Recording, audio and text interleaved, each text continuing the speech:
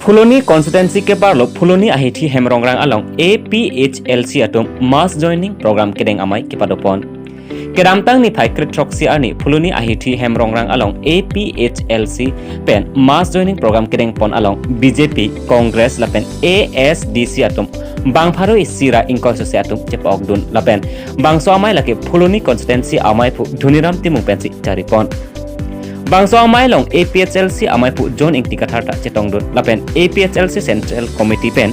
Vice President Rajas Tiso, General Secretary Sarkari Rongphar, Legal Secretary Samson Teron, Office Secretary Deepen Rongpi, Organizing Secretary Korsing Tibung, Treasurer Rajen Timung lapen Dipu LSC President Diuritan atum chetongdun si Mayardi pidun.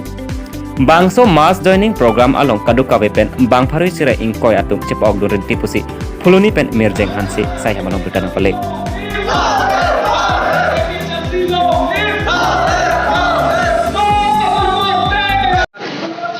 Fuloni awaikan homosti area maybe dalam pakai public meeting lo dahil la penkelada mass joining program tu itu malong pini harus sirain boy akimi itu BJP lapen Congress lapen akapre party pen nanti. Tapi ni nang litum long bang harus sering ko ya munit party tum PP party man sinang litum nang along BJP lapen Congress lapen akapre mana itu kita ASDC pen itu party lo. Asalang litum nang litum party pan sininga chit he pen sinang litum thako. Asalang litum ninga chit hiang bong nang litum pini ka pleng ban chit nang litum shek mandoma. Dili tu ka pleng pakangtung ke laga jok ta sini hor lo. Number 1 ke lagi autonomous state long back nangi lah hello ili tumapan lagi under 244A pen lagi article la wet 6 schedule ateng ben si long back nangi pulo la pen ke ni tu 6 schedule ateng pen hala fundamental law la mene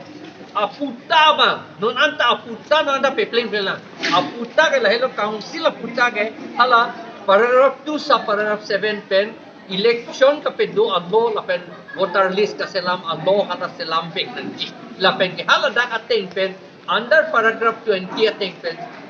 tribal ka leader tum hanan ke amen an la pen la hello Tenang litum tenang aning kan mat non em kivang GMSC ke lik hunan litum apa asong pen haipon labji po sanang litum ningi chit pondoma. La ke muni ta tum kipu ateng ke non ka chini ateng ke ni tum hai labji pusi mathalo je আপোনালোকে সকলোৱে দেখিছে যে তুলাৰাম ৰংহাং ডাঙৰীয়াও কৈ থাকে যে ASDC সময়ত বৰ strong কিন্তু তেওঁলোকে একো কৰিব নোৱাৰিলে বুলি কৈছে অট'নমাছ ষ্টেট আনিব নোৱাৰিলে এখেতসকলে ASDC কৈ বেছি ষ্ট্ৰং এতিয়া চব MSC যিমান আছে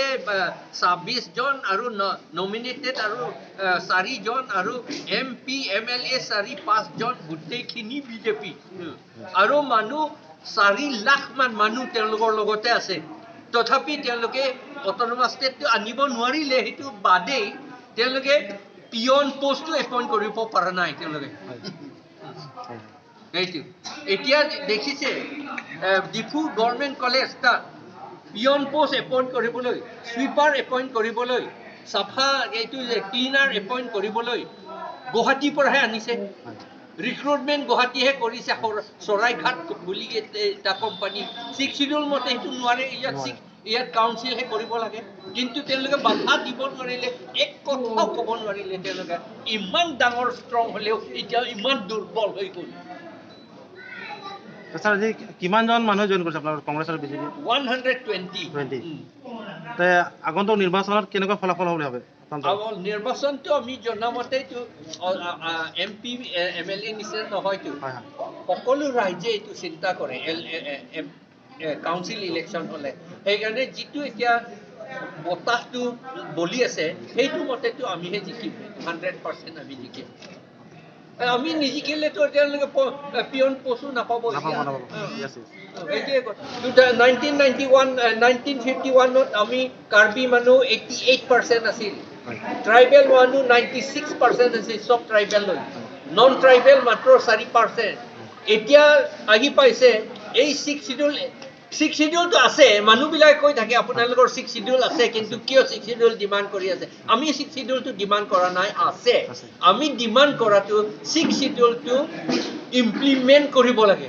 আইন মতে শিডিউলত যিটো লিখা আছে সেইটো মতে কৰিব লাগে বুলি আমি কৈ আছো এইটোৱে কথা ওকে আৰু এতিয়া পজিশনটো দেখিছে হয়। এতিয়া পপুলেশ্যন মতে আমাৰ কাৰ্বি মানুহ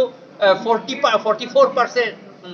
আৰু সব ট্ৰাইবেল মিলি পেলাই ঠিক নাই মাত্ৰ 47% হে হয় এতিয়া নন ট্ৰাইবেল মানুহ এতিয়া 53% তেতিয়া নেচাৰেল জাস্টিস মতে কাৰ্বি আংলং বুলি ক'ব নোৱাৰে লৈ গ'ল অলৰেডি এই নেশ্যনেল পাৰ্টি বিজেপি কংগ্ৰেছৰ কাৰণে এইটো হৈছে এই 6 শিডিউল ইমপ্লিমেণ্ট নকৰাৰ কাৰণে এইটো হৈছে আৰু কাৰ্বি মানুহ অসমীয়া মানুহবিলাকে ভাবি থাকে যে আমি মানুহ বোলে আমাৰ অসমীয়া বিৰোধী আমাৰ নহয় আমিতো অসমৰ লগতে আছো